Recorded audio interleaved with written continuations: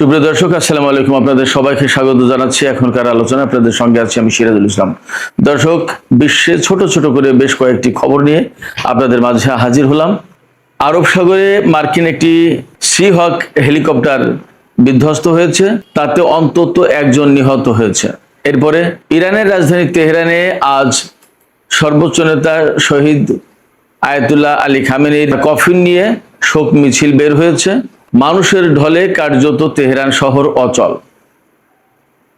এদিকে শ্রীলঙ্কায় কারাগারে দুই গ্রুপের সংঘর্ষে অন্তত 25 জন নিহত। কেন এই ঘটনা ঘটেছে আলোচনায় সেটা থাকবে। এরপরে গাজায় ইসরায়েলি হামলায় 3 জন নিহত। লেবাননের হিজবুল্লাহ অভিযোগ করেছে যুদ্ধবিরতি সত্ত্বেও ইসরায়েল হামলা অব্যাহত রেখেছে এবং এ ব্যাপারে লেবাননের সরকারি কর্মকর্তারা কোনো কথা বলছে না। সুপ্রিয় দর্শক, এই বিষয়গুলো নিয়েই এখন আমি ছোট ছোট করে বিশ্লেষণ করব। আশা করি অল্প পরিসরে বেশ কয়েকটি খবর জানবেন। আশা করি ভালো লাগবে এবং শেষ পর্যন্ত আপনারা সঙ্গেই থাকবেন। আর ভিডিও যদি ভালো লাগে তাহলে লাইক কমেন্ট শেয়ার করবেন এবং চ্যানেলটি সাবস্ক্রাইব করে সাথেই থাকবেন। দর্শক, চলুন মূল আলোচনায় চলে যাই। সর্বপ্রথমে যে আলোচনা সেটি হচ্ছে আরব সাগরে মার্কিন জর্জ ডব্লিউ বুশ বিমানবাহী রণতরী থেকে একটি হেলিকপ্টার উড্ডয়ন করেছিল। হয়তো গোয়েন্দা বৃত্তি অথবা নিয়মিত টহল যাই ছিল, সেই টহল অভিযান থেকে সম্ভবত ফিরে আসার সময় হেলিকপ্টারটি ওই বিমানবাহী রণতরীতে অবতরণ করতে যায়। এই সময় হেলিকপ্টারটি সাগরের বুকে বিধ্বস্ত হয়। এই হেলিকপ্টারে 4 জন মার্কিন ক্রু ছিল, সেনা ক্রু মিলে মোট 4 জন ছিল। এই 4 জন সহ বিধ্বস্ত হয় হেলিকপ্টারটি সাগরের উপরে। এতে মার্কিন বাহিনী পরে উদ্ধার অভিযান চালিয়ে 3 জনকে উদ্ধার করতে পেরেছে, আর একজনের খোঁজ পাওয়া যায়নি। তার ব্যাপারে দীর্ঘ এবং বিস্তারিত অনুসন্ধান অভিযান চালানো হয়, কিন্তু তাকে শেষ পর্যন্ত না পাওয়ার কারণে তাকে নিহত বলে ঘোষণা করা হয়েছে। এখন কি কারণে এই হেলিকপ্টার বিধ্বস্ত হয়েছে, আমি যথেষ্ট খোঁজাখুঁজি করার চেষ্টা করলাম যে হেলিকপ্টারটা কি কারণে বিধ্বস্ত হলো। তাতে এখনো পর্যন্ত যে তথ্য আমি পেলাম, কোনো গুলি বা ক্ষেপণাস্ত্রের আঘাতে বা শত্রুপক্ষের আঘাতে যে হেলিকপ্টারটি বিধ্বস্ত হয়েছে এমন কোনো তথ্য পাওয়া যায়নি। হয়তো আরো পরে কোনো তথ্য আসতে পারে, কিন্তু এখনো পর্যন্ত এই তথ্য পাওয়া যায়নি। হেলিকপ্টারটি বিধ্বস্ত হওয়ার কারণ মূলত বলা হচ্ছে সম্ভবত যান্ত্রিক ত্রুটি, অর্থাৎ যান্ত্রিক ত্রুটির কারণে হেলিকপ্টারটি বিধ্বস্ত হয়ে থাকতে পারে। তবে সময় গেলে হয়তো আরো অনেক তথ্য পরিষ্কার হবে। এর কয়েকদিন আগে কিন্তু এরকম একটি মার্কিন হেলিকপ্টার বিধ্বস্ত হয়েছিল এবং সেটি বলা হচ্ছিল যে ইরানের ক্ষেপণাস্ত্র অথবা ড্রোন দিয়ে হামলা চালিয়ে বিধ্বস্ত করা হয়। পরে অবশ্যই ইরান কিছুটা প্রত্যাখ্যান করেছিল এই খবর। পরে আবার আমেরিকা জোরালো ভাষায় বলেছিল যে না, ইরানের হামলার কারণেই এটা হয়েছে।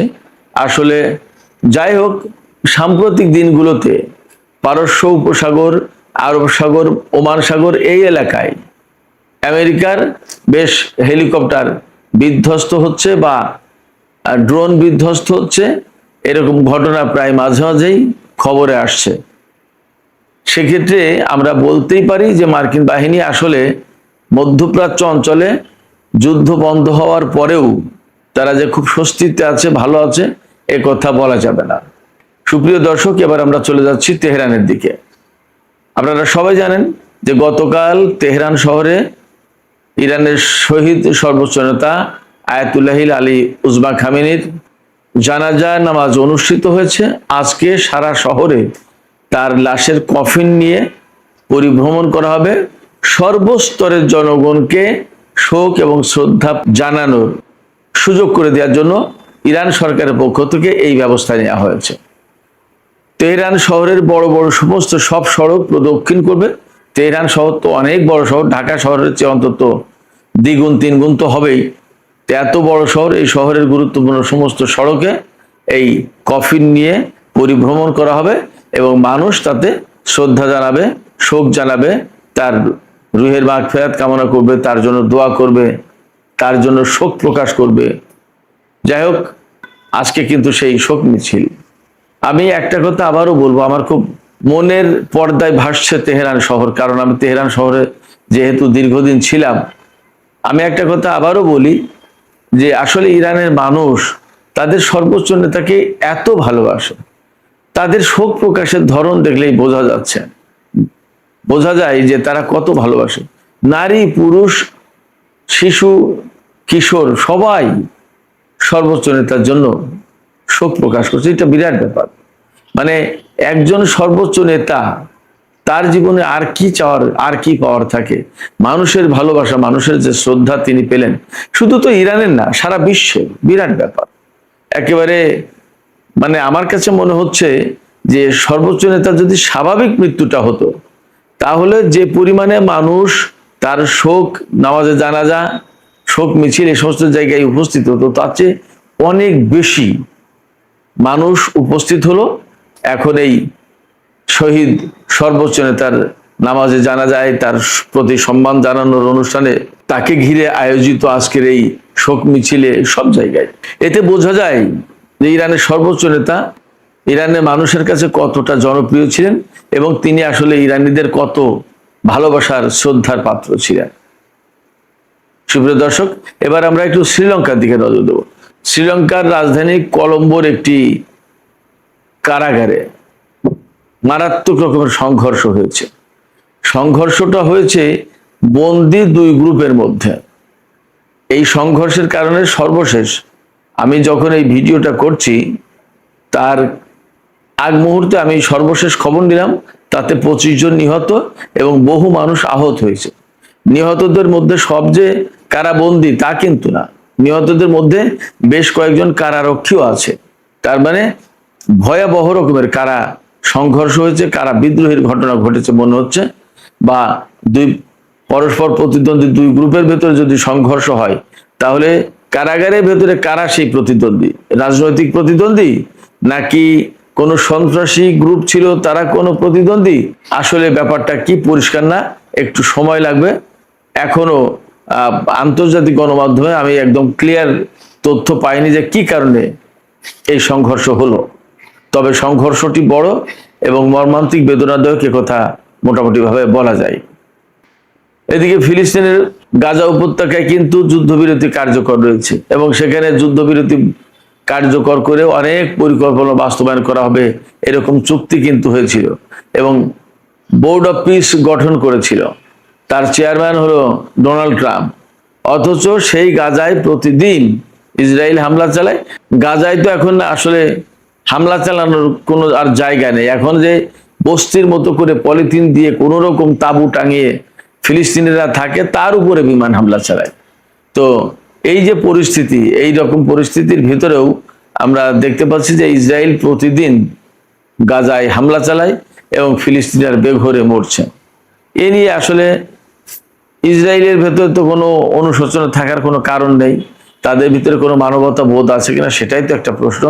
এই প্রশ্ন কিন্তু সব জায়গা থেকে ওঠে এখন। তারপরে বিশ্ববাসী, সারা বিশ্ব চুপচাপ দেখছে গাজা চোখের সামনে শেষ হয়ে গেছে। যে কয়জন মানুষ অবশিষ্ট আছে তাদেরকেও শেষ করে ফেলা হচ্ছে। তাদের নেই খাবার, নেই পানি, নেই শোয়ার ব্যবস্থা, নেই ঘুমানোর ব্যবস্থা, নেই চিকিৎসার ব্যবস্থা, হাসপাতাল নেই, কোনো কিছু আর অবশিষ্ট নেই। শিক্ষা প্রতিষ্ঠান, একটা এত বড় খারাপ জঘন্য অবস্থা এই জনপদের, গাজা নামক এই জনপদের, সে কথা বলে শেষ করা যাবে না। অথচ তাদের উপর যারা হামলা চালাচ্ছে তারা সবাই কিন্তু সভ্য সমাজ এবং মানবতার ধ্বজাধারী বলে দাবি করে। অথচ পরিস্থিতি এই। এদিকে লেবাননে একই কথা। লেবাননের সাথে ইসরায়েলের একেবারে সরাসরি যুদ্ধবিরতি চুক্তি হয়েছে। সেই যুদ্ধবিরতি চুক্তির পর লেবাননে ইসরায়েলের আর হামলা চালানোর কথা না, কিন্তু সেই হামলা ঠিকই তারা চালিয়ে যাচ্ছে এবং হিজবুল্লাহ অভিযোগ করেছে যে চুক্তির পরেও তারা হামলা অব্যাহত রেখেছে, কোনো সময় বিরাম দিচ্ছে না। এবং এই যে চুক্তি লঙ্ঘন করে ইসরায়েল বারবার হামলা চালাচ্ছে, এই ব্যাপারে লেবানন সরকারের পক্ষ থেকে কোনো বক্তব্য নেই, কোনো বাদ প্রতিবাদ কিচ্ছু করা নেই। আশ্চর্য একটা ব্যাপার। আমি খুব অবাক হই যে লেবানন একটা স্বাধীন সার্বভৌম দেশ, সেই দেশের প্রেসিডেন্ট এবং প্রধানমন্ত্রী কি করে ইসরায়েলি বাহিনীর বিরুদ্ধে কোনো কথা বলেন এবং তাদের বিরুদ্ধে কেন সেনাবাহিনী নামায় না? হিজবুল্লাহ তো আছেই, হিজবুল্লাহ চেয়ে কি সেনাবাহিনী দুর্বল? লেবাননের? হোক দুর্বল, তারপরেও একটা দেশের উপর হামলা চালালে তার তো প্রতিরোধ করতে হবে। এটা কেমন কথা যে হিজবুল্লাহ শুধু যুদ্ধ করবে আর লেবাননের কোনো সামরিক বাহিনী কোনো কেউ কিছু বলবে না, যুদ্ধ করবে না? প্রেসিডেন্ট বরং ইসরায়েলের পক্ষেই তো কথা বলছে। এভাবে চললে কিভাবে লেবাননের স্বাধীনতা সার্বভৌমত্ব থাকবে? সুপ্রিয় দর্শক, এখনকার আলোচনা এখানেই শেষ করতে চাই। যাবার আগে আমি আপনাদের কাছে জানতে চাই যে এই যে লেবাননে যে ইসরায়েল একের পর এক হামলা চালাচ্ছে যুদ্ধবিরতি সত্ত্বেও, তাহলে ওই দেশের সরকার কি করে? কেন ওই দেশের সরকার ইসরায়েলের বিরুদ্ধে কোনো বাদ প্রতিবাদ বা প্রতিরোধ করতে পারে না? আপনাদের কি মনে হয়? আপনাদের বিশ্লেষণ বা মতামত কমেন্টে জানাতে পারেন। আর ভিডিও ভালো লাগলে লাইক, কমেন্ট, শেয়ার করবেন এবং চ্যানেলটি সাবস্ক্রাইব করে সাথেই থাকবেন। দর্শক, এখনকার মতো আলোচনা এখানেই শেষ করতে চাইছি। আপনারা সবাই অনেক অনেক ভালো থাকুন। আল্লাহ হাফেজ।